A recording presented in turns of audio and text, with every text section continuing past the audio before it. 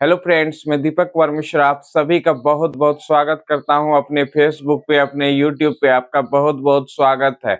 आज हम लोग पढ़ने जा रहे हैं फिर से करंट अफेयर्स। बहुत ही इम्पोर्टेंट करंट अफेयर्स है आज का।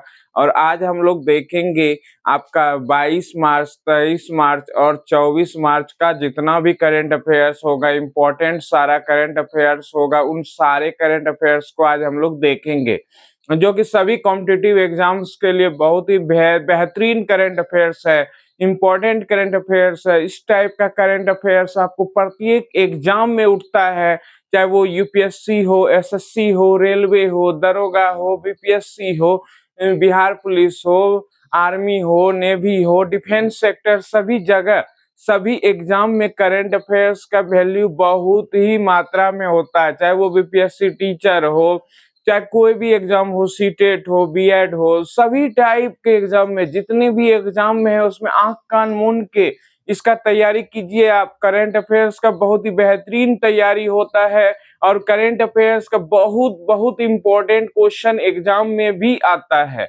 तो आज हम लोग पढ़ने जा रहे हैं 22, 23 और 24 मार्च का very very important current affairs. तो पहला क्वेश्चन देखते हैं। हाल ही में आरबीआई द्वारा के की मिस्त्री, नाम है के की मिस्त्री, को किस बैंक के अंतरिम अंशकालिक अध्यक्ष के रूप में नामित किया गया है? बहुत बहुत इंपॉर्टेंट क्वेश्चन है। के की मिस्त्री को किस बैंक का अंशकालिक अध्यक्ष के रूप में नामित किया गया है? अभी बहुत ही इंपॉर्टेंट क्वेश्चन है ये। एचडीएफसी बैंक के लिए किसके लिए नामित किया गया है? एचडीएफसी बैंक में इनको अध्यक्ष के रूप में, वो भी अंशकालिक अध्यक्ष के रूप में, अंतरिम अध्यक्ष के रूप में इनको नामित किया गया, क्योंकि पोस्ट ये एचडीएफसी बैंक का खाली हो चुका था। उनको तुरंत भरने के लिए अंशकालिक यानी थोड़े समय के लिए इनको नियुक्त किया गया। के की मिस्त्री को नियुक्त किया गया है। आरबीआई के बारे में हम लोग जानते हैं कि आरबीआई का गठन कब हुआ था, आरबीआई कब बना था। अधिनियम तो अगर बोला जाए तो 1934 के अधिनियम के द्वारा आरबीआई का, रिजर्व बैंक ऑफ इंडिया का गठन हुआ था। लेकिन गठन कब हुआ था? ये तो अधिनियम था 1934, तो इनका गठन हुआ है 1 अप्रैल 1935 ईस्वी में। आरबीआई की स्थापना किया गया है हिल्टन एंड यंग आयोग के सिफारिश पर। वेरी वेरी इंपॉर्टेंट क्वेश्चन है, आपको प्रत्येक एग्जाम में आएगा। और ये भारत का केंद्रीय बैंक कहलाता है। आरबीआई क्या कहलाएगा? भारत का केंद्रीय बैंक कहलाता है। और सभी बैंकों पे आरबीआई का ही नियंत्रण होता है, यानी इसको बैंकर ऑफ बैंक भी कहते हैं, इसको सेंट्रल बैंक भी कहते हैं। कहने का मतलब केंद्रीय बैंक, भारत का केंद्रीय बैंक कहा जाता है। यहाँ पे रुपये का लेन देन ग्राहक से डायरेक्ट नहीं होता है, ग्राहक को आरबीआई से कोई मतलब ना है और ना ही आरबीआई को ग्राहक से डायरेक्ट मतलब है। यानी कि ये लेन देन ट्रांजैक्शन यहाँ पे ग्राहक नहीं कर सकते हैं, लेकिन ये सभी बैंकों पे नियंत्रण रखेंगे, ये मॉनेटरी पॉलिसी को डिसाइड करेंगे। यानी कि सभी बैंकों को और मॉनेटरी पॉलिसी को ये डिसाइड करते हैं, आरबीआई के द्वारा ही डिसाइड होता है। तो एचडीएफसी बैंक के बारे में भी हम लोग जानते हैं कि ये भारत का सबसे बड़ा निजी बैंक है। ये भारत का सबसे बड़ा निजी बैंक है, निजी सेक्टर में ये सबसे बड़ा बैंक है। एचडीएफसी बैंक जो है भारत का सबसे बड़ा बैंक है। और पब्लिक सेक्टर बैंक में एसबीआई बैंक भारत का सबसे बड़ा बैंक है। बहुत बहुत इंपॉर्टेंट क्वेश्चन यहाँ से उठेगा। दूसरा नंबर क्वेश्चन देखते हैं। हाल ही में कौन 2024-25 में भारत का शीर्ष टेक्सटाइल निर्यातक राज्य बनकर उभरा है? बहुत इंपॉर्टेंट क्वेश्चन है ये भी। टेक्सटाइल सेक्टर में सबसे बड़ा राज्य बनकर कौन उभरा है? तो वेरी वेरी इंपॉर्टेंट क्वेश्चन है। तमिलनाडु। अभी जो है तमिलनाडु राज्य जो है टेक्सटाइल के सेक्टर में भारत का सबसे बड़ा राज्य बनकर उभरा है। यानी कि तमिलनाडु भारत का सबसे बड़ा राज्य बना है टेक्सटाइल निर्यातक राज्य के रूप में। निर्यातक यानी सबसे ज्यादा जो एक्सपोर्ट हुआ है वो तमिलनाडु राज्य से हुआ है। और इस बार इन्होंने महाराष्ट्र, गुजरात जैसे राज्यों को पीछे छोड़ दिया। यानी कि महाराष्ट्र, गुजरात जैसे राज्यों को इन्होंने इस बार टेक्सटाइल एक्सपोर्ट करने में, यानी कि टेक्सटाइल का मतलब होता है वस्त्र, कपड़ा, मतलब उस सब सेक्टर में वस्त्र या कपड़े के सेक्टर में सबसे अधिक एक्सपोर्ट इन्होंने किया है। तमिलनाडु राज्य ने सबसे ज्यादा जो है ये टेक्सटाइल निर्यातक राज्य के रूप में उभरे हैं। इससे पहले महाराष्ट्र, गुजरात हुआ करते थे इसमें टॉप टू पे। अब देखते हैं इसने कितना निर्यात किया है, तो 7,997, कहने का मतलब है 7,997.17 मिलियन यूएस डॉलर का निर्यात किया, यानी कि 7,997.17 मिलियन यूएस डॉलर का निर्यात किया गया है। और ये भारत के कुल निर्यात का 21.84% निर्यात किया गया, यानी कि भारत में कुल जितना निर्यात होता है तो उसका 21.84% निर्यात किया गया है। ये कौन सा राज्य अकेले किया है? तमिलनाडु। यानी कि सबसे ज्यादा एक्सपोर्ट जो है भारत में सभी राज्यों में तमिलनाडु के द्वारा किया गया है, और इन्होंने महाराष्ट्र और गुजरात को इस बार पीछे छोड़ दिया है। वेरी वेरी इंपॉर्टेंट क्वेश्चन है। तो इसमें कितना प्रतिशत का वृद्धि हुआ है? उनके जो सेक्टर है एक्सपोर्ट करने में 29% तक का वृद्धि देखा गया है कि इस बार हुआ है। और उसी कारण से इन्होंने गुजरात, महाराष्ट्र, ये सब जो राज्य हैं उसको टेक्सटाइल सेक्टर में पीछे छोड़ दिया, यानी तमिलनाडु सबसे आगे निकल चुका है। अब देखते हैं तो इनका निर्यात 21.84%, भारत का जितना भी निर्यात होता है टेक्सटाइल उनका 21.84% अकेले तमिलनाडु के द्वारा किया गया। तब जब हम लोग तमिलनाडु के बारे में अभी जान ही रहे हैं और तमिलनाडु में अभी हाल ही में चुनाव होने वाला है, तो तमिलनाडु के अभी वर्तमान जो अभी तक जो मुख्यमंत्री हैं वो कौन है? एम के स्टालिन जो है वहां के मुख्यमंत्री हैं। वहां के राज्यपाल अभी चेंज हो गए हैं और अभी के राज्यपाल है राजेंद्र आर्लेकर। तो राजेंद्र आर्लेकर, अभी हम लोग देखे थे कि बिहार के भी राज्यपाल थे आरिफ मोहम्मद खान से पहले। अब तो आरिफ मोहम्मद खान भी बिहार में बदल दिए गए हैं, तो ये सैयद अता हसनैन बन गए हैं यहाँ के अभी वर्तमान में बिहार के गवर्नर। यानी कि तमिलनाडु के गवर्नर कौन बन गए? राजेंद्र आर्लेकर।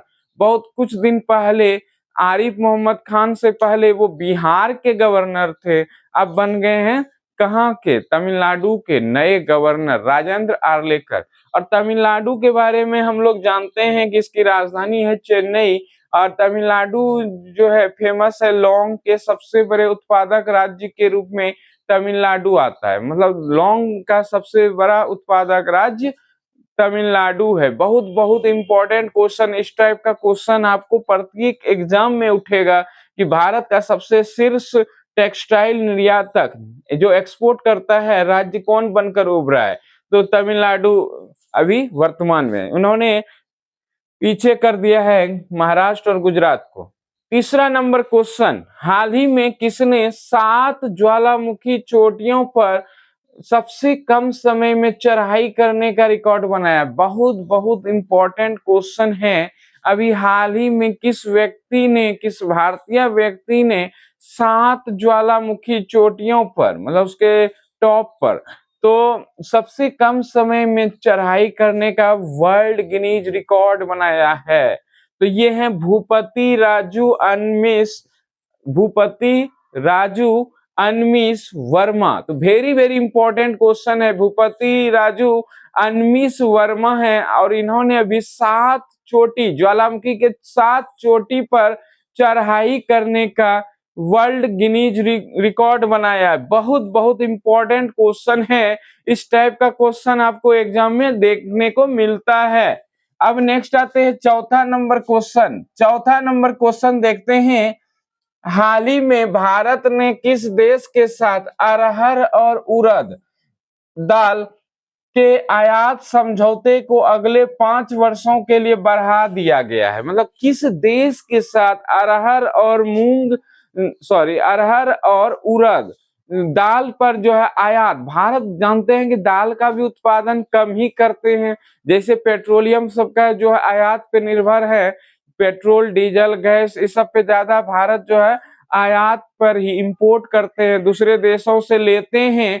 और इसमें भी जो है भारत दलहन के भी उत्पादन में भारत जो है दूसरे देशों से आयात करते हैं। बहुत इंपॉर्टेंट क्वेश्चन है, हाल ही में भारत ने किस देश के साथ अरहर और उड़द दाल के आयात समझौते को अगले 5 वर्षों के लिए बढ़ा दिया है, यानी कि अगले 5 वर्ष के लिए फिर वो इंपोर्ट करेंगे दूसरे देशों से। ये कौन से राज्य हैं, सॉरी कौन से देश से वो इंपोर्ट करेंगे? भारत तो करेंगे ही करेंगे, और वो किस देश से करेंगे? तो वो म्यांमार से करेंगे, म्यांमार से। म्यांमार की मुद्रा है कयात। बहुत ही इंपॉर्टेंट क्वेश्चन है। अब आते हैं 5 नंबर क्वेश्चन। 5 नंबर क्वेश्चन जो है, हाल ही में किसे यूके में महिला सशक्तिकरण पुरस्कार से सम्मानित किया गया? वेरी वेरी इंपॉर्टेंट क्वेश्चन है। अभी जो है यूके में महिला सशक्तिकरण पुरस्कार से सम्मानित किसे किया गया? ये अभी हाल ही में 8 मार्च को किया गया, जब अंतर्राष्ट्रीय महिला दिवस मनाया गया पूरे विश्व में। तो उसी टाइम जो है इन्होंने प्रतिष्ठित पुरस्कार से सम्मानित किसको किया है? भारतीय अभिनेत्री ऋतुपर्णा सेनगुप्ता को। ऋतुपर्णा सेनगुप्ता को अभी हाल ही में सम्मानित किया गया है, वो भी ब्रिटेन में। अंतर्राष्ट्रीय महिला दिवस 8 मार्च को प्रत्येक वर्ष मनाते हैं और उसी दिन इनको सम्मान मिला है। भारतीय एक्ट्रेस हैं और इनका नाम है ऋतुपर्णा सेनगुप्ता। ऋतुपर्णा सेनगुप्ता, इनको अभी हाल ही में महिला सशक्तिकरण पुरस्कार से सम्मानित किया गया है। वेरी वेरी इंपॉर्टेंट क्वेश्चन है। ये यूके में सम्मानित किया गया है, ब्रिटेन में सम्मानित किया गया है। Very very important. 6 number question देखते हैं। हाल ही में कौन सा देश 2027 राष्ट्रमंडल युवा खेलों की मेजबानी करेगा? यानी कि 2027 राष्ट्रमंडल युवा खेल की मेजबानी कौन सा देश कर रहा है? तो माल्टा। माल्टा एक देश है जो यूरोपियन कंट्री में आते हैं, महाद्वीप में, कॉन्टिनेंटल में आते हैं, यानी कि यूरोप महाद्वीप में ये माल्टा आते हैं। इनकी राजधानी है वेलेटा। इनकी राजधानी है वेलेटा। ये बहुत ही छोटा सा देश है और यही मेजबानी करेंगे 2027 राष्ट्रमंडल युवा खेलों का। युवा खेल का जो आयोजन होगा, उनका जो आयोजन स्थल होंगे तो वो माल्टा में होंगे और ये वेलेटा इनकी राजधानी है। बहुत बहुत इंपॉर्टेंट है। ये यूरोप महाद्वीप के कंट्री हैं और यहीं पे इनका आयोजन होगा। तो वेरी वेरी इंपॉर्टेंट क्वेश्चन सभी टाइप के एग्जाम के लिए, बीपीएससी, एसएससी, रेलवे, दरोगा, सभी टाइप का एग्जाम में इस टाइप का क्वेश्चन आपको उठेगा और बहुत ही इंपॉर्टेंट क्वेश्चन है। सभी प्रकार के एग्जाम के लिए बहुत ही यूजफुल क्वेश्चन है। 7 नंबर क्वेश्चन देखते हैं। हाल ही में चापचर कूट त्योहार कहाँ मनाया गया है? बहुत ही इंपॉर्टेंट क्वेश्चन है। चापचर कूट त्योहार प्रत्येक वर्ष मनाया जाता है मिजोरम में, और चापचर कूट त्योहार तब मनाया जाता है जब झूम की खेती हो जाती है, झूम खेती हो जाती है और उसके बाद वसंत ऋतु का आगमन होता है। उन्हीं के आगमन के अवसर पे हर्षोल्लास के साथ ये त्योहार मनाया जाता है। इनका नाम दिया गया है चापचर कूट त्योहार। बहुत इंपॉर्टेंट क्वेश्चन है। इसमें बहुत ही रंग बिरंगे कपड़े पहने जाते हैं, नए नए कपड़े पहने जाते हैं, नृत्य किए जाते हैं, कला संस्कृति का जो है दर्शन होता है। मतलब कहने का मतलब बहुत ही स्टाइलिश ढंग से जो है इसको मनाया जाता है। आधुनिक तरीके से रंग बिरंगे कपड़े, नृत्य भांग करके ये मनाए जाते हैं। मतलब वो अपना कला संस्कृति का प्रदर्शन करते हैं। मिजोरम में अपना कला संस्कृति का प्रदर्शन किया जाता है। तो मिजोरम में ये किया जाता है। और खेती जो है, सॉरी, झूम खेती जो है किसके द्वारा किया जाता है? आदिवासियों के द्वारा ये किया जाने वाला खेती है, जिसमें वन भूमि को जो है फिर से तैयार किया जाता है। वन भूमि को साफ करके उसके पेड़ों को जलाकर राख किया जाता है और उससे जो है उसको खेत में लगाया जाता है, जिससे उसकी उर्वरता बढ़ जाती है। तो इस प्रकार की खेती, झूम खेती जो है आदिवासियों के द्वारा किया जाता है, प्रत्येक वर्ष किया जाता है। और ये नागालैंड, मिजोरम, इस सब एरिया में ज्यादा झूम खेती होता है। बहुत इंपॉर्टेंट क्वेश्चन है। अब मिजोरम की राजधानी आते हैं, आइजोल है, सीएम है लाल धुआमा। बहुत इंपॉर्टेंट क्वेश्चन ये भी है। और राज्यपाल है जनरल वीके सिंह। राज्यपाल कौन है? General VK Singh. बहुत बहुत इंपॉर्टेंट क्वेश्चन है मिजोरम से रिलेटेड। और मिजोरम में अभी देखे कि भिखारियों से यानी भिक्षा लेने वालों पर जो है रोक लगाने का एक विधेयक पास हुआ है, ये मिजोरम में ही हुआ है। और भारत का पहला पूर्ण रूप से साक्षर राज्य भी मिजोरम हो गया है। तो ये सारा क्वेश्चन आपका इंपॉर्टेंट क्वेश्चन आता है। 8वां नंबर क्वेश्चन देखते हैं, हाल ही में किसने global initiative of the year पुरस्कार जीता है? ये भी इंपॉर्टेंट क्वेश्चन है। अभी हाल ही में global initiative of the year award दिया गया और ये लंदन में स्थित जो है सेंट्रल बैंक का जो मीटिंग होता है उसमें ये अवार्ड दिया गया है। और इस बार जीता है आरबीआई ने, मतलब भारत का केंद्रीय bank RBI reserve bank of India ने यह अवार्ड जीता है global initiative of the year. अच्छे परफॉर्मेंस के कारण जो है आरबीआई को इस बार अवार्ड दिया गया है। तो आरबीआई के गवर्नर कौन है? तो सबसे पहले जानते हैं कि आरबीआई की स्थापना कब हुआ था। ये तो हम लोग जान ही गए हैं। आरबीआई की स्थापना 1 अप्रैल 1935 ईस्वी में किया गया, लेकिन अधिनियम बोलेगा तो 1934 बोलना है। तो किस अधिनियम के द्वारा जो है इसका स्थापना किया गया? 1934 यानी 1934 के अधिनियम के द्वारा आरबीआई का स्थापना किया गया। लेकिन स्थापना कब हुआ? 1935 में, 1 अप्रैल 1935। और आरबीआई का राष्ट्रीयकरण कब हुआ है? तो आरबीआई का राष्ट्रीयकरण हुआ है 1 जनवरी 1949 को। 1 जनवरी 1949, स्थापना 1 अप्रैल को और राष्ट्रीयकरण 1 जनवरी। यानी कि बहुत ही इंपॉर्टेंट क्वेश्चन है। इसमें मंथ का जो है अलग अलग है। यही कारण से ये क्वेश्चन बार बार एग्जाम में उठता है आपका। और आरबीआई का जो गठन हुआ था हिल्टन एंड यंग आयोग के समिति के सिफारिश पर, आयोग के सिफारिश पर किया गया था। बहुत बहुत इंपॉर्टेंट क्वेश्चन है। आरबीआई के पहले गवर्नर कौन थे? Sir Osborne Smith. और आरबीआई के पहले भारतीय गवर्नर बोलेंगे तब हो जाएगा सीडी देशमुख।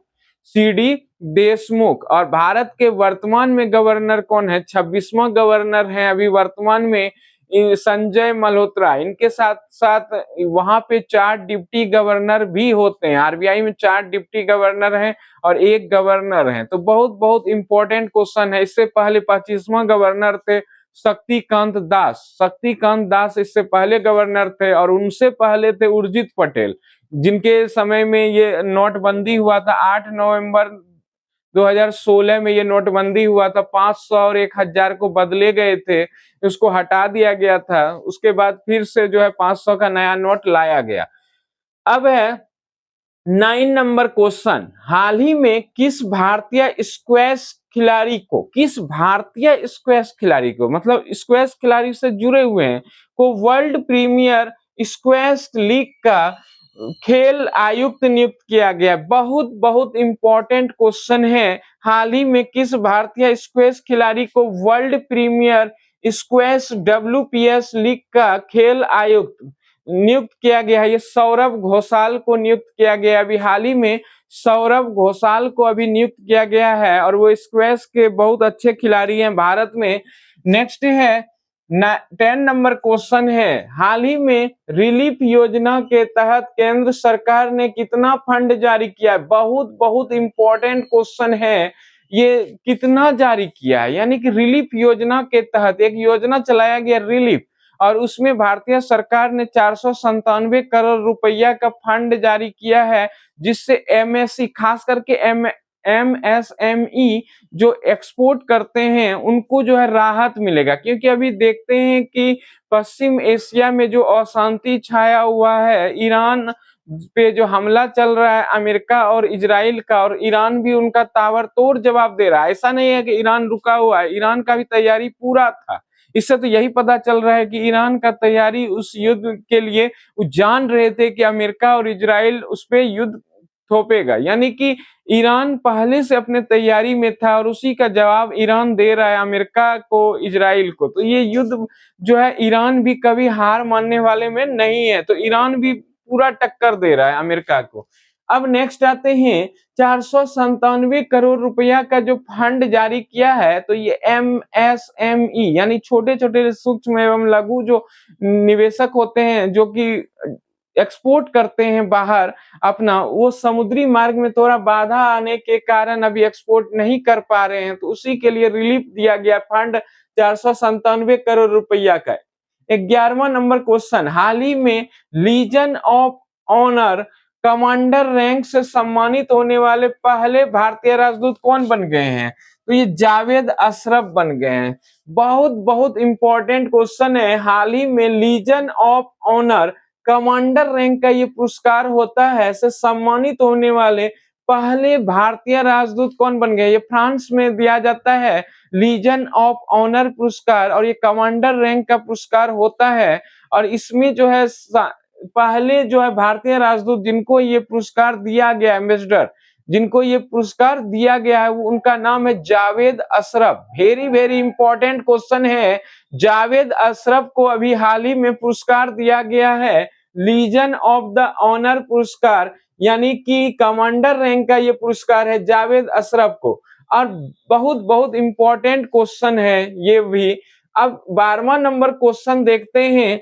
हाल ही में Karuna the power of compassion, Karuna the power of compassion नामक किताब किसने लिखी है? मतलब कहने का मतलब है करुणा द पावर ऑफ कंपेशन नामक किताब जो है किसने लिखी है, यानी कि किसके द्वारा ये पुस्तक लिखा गया है? ये कैलाश सत्यार्थी के द्वारा अभी हाल ही में, अभी वर्तमान में देखे कि कैलाश सत्यार्थी के द्वारा यह पुस्तक लिखा गया। और कैलाश सत्यार्थी वही हैं जो रेत में जो है कलाकारी करते हैं, मतलब रेत में बालू से जो है बना देते हैं चित्र, यानी कि उनको इसके लिए 2014 में पुरस्कार मिला था। उसके साथ साथ मलाला यूसुफजई जो पाकिस्तान के हैं, उनको भी यह अवार्ड मिला था, और वो सबसे युवा हो गए थे अवार्ड पाने वाले, जिनको नोबेल शांति पुरस्कार मिला था इस क्षेत्र के लिए महत्वपूर्ण योगदान देने के लिए। और कैलाश सत्यार्थी को भी 2014 में ये पुरस्कार मलाला यूसुफजई के साथ ही मिला था, दोनों को मिला था। तो कैलाश सत्यार्थी भारत के हैं, और जो है रेत से जो है कलाकार हैं, मतलब रेत से में कलाकार जो है कलाकारी करते हुए रेत में फोटो बना देते हैं, चित्र बना देते हैं, मूर्ति बना देते हैं। तो ये कलाकारी जानते हैं, बहुत बड़े कलाकार हैं। अब नेक्स्ट आते हैं, कैलाश सत्यार्थी को अभी एक और चीज बनाया गया है। कैलाश सत्यार्थी को 2027 जो जनगणना होने वाला है, होगा, अब शुरू होगा, तो उसके लिए ब्रांड एम्बेसडर नियुक्त किया गया। कैलाश सत्यार्थी को 2027 जनगणना के लिए ब्रांड एम्बेसडर नियुक्त किया गया है। बहुत बहुत इंपॉर्टेंट क्वेश्चन है कैलाश सत्यार्थी से। इन्होंने ही एक पुस्तक लिखा है करुणा द पावर ऑफ कंपेशन, यानी कि करुणा, यानी कि ये किसके देख रेख में ये जो है किसने इसका विमोचन किया? तो अभी जो सुप्रीम कोर्ट के मुख्य न्यायाधीश सूर्यकांत हैं, और जो पूर्व जो है पांडिचेरी के उपराज्यपाल थी किरण बेदी, इन दोनों के सामने उन्होंने ही इनका जो है पुस्तक का विमोचन किया। दोनों के द्वारा पुस्तक का विमोचन किया गया है। तो ये किरण बेदी तो जानते ही हैं, देश की पहली महिला आईपीएस भी हैं। देश की पहली महिला आईपीएस अधिकारी किरण बेदी रही है। तो बहुत बहुत इंपॉर्टेंट क्वेश्चन है। इस टाइप का क्वेश्चन आपको एग्जाम में आता है। और आज हम लोग करंट अफेयर्स में देखें 22, 23 और 24 मार्च का बहुत सारा इंपॉर्टेंट करंट अफेयर्स आज हम लोग देखे हैं। 22, 23, 24 मार्च का बहुत ही इंपॉर्टेंट करंट अफेयर्स आज हम लोग देखे हैं। अब नेक्स्ट क्लास में फिर से हम लोग देखेंगे 25, 26 और 27 मार्च का बहुत ही जबरदस्त क्वेश्चन और जबरदस्त करंट अफेयर। सभी एग्जाम में इस टाइप का क्वेश्चन, बहुत ही सिलेक्टेड क्वेश्चन सब लेते हैं, आपको हम लोग जो है बता रहे हैं। तो बहुत ही सिलेक्टेड क्वेश्चन आपका रहेगा। तो आप सबका बहुत बहुत धन्यवाद, आप सबका बहुत बहुत सपोर्ट भी रहता है, उसके लिए आप सबका बहुत बहुत धन्यवाद। मिलते हैं नेक्स्ट वीडियो।